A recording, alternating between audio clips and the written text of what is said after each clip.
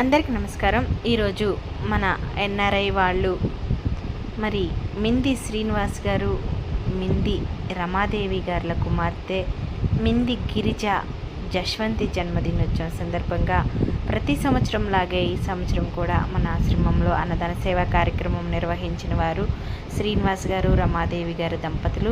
మరి శ్రీనివాస్ గారు మన ఇండియా నుంచి కెనడా వెళ్ళి అక్కడ స్థిరపడి మరి ఉద్యోగరీత్యా మరి పిల్లల్ని మంచి చదువులు చదివించుకుంటూ ఉన్నతమైన ఆశయాలతో ఎంతోమందికి సేవా కార్యక్రమాలు అందిస్తున్న శ్రీనివాస్ గారి కుటుంబ సభ్యులందరూ కూడా ఎల్లవేళలా ఆయురారోగ్యాలతో ఉండాలని, అలాగే